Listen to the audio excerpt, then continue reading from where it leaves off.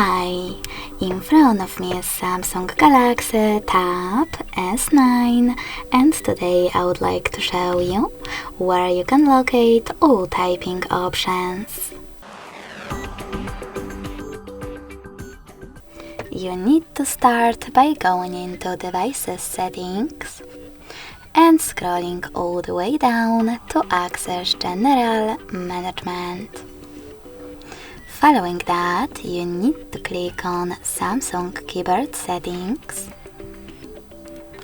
and then adjust all of those smart typing options however you want to. You can even click on more typing options and manage those the same way. Thanks so much for watching. If you enjoyed this video, don't forget to leave a like, comment and subscribe. Bye!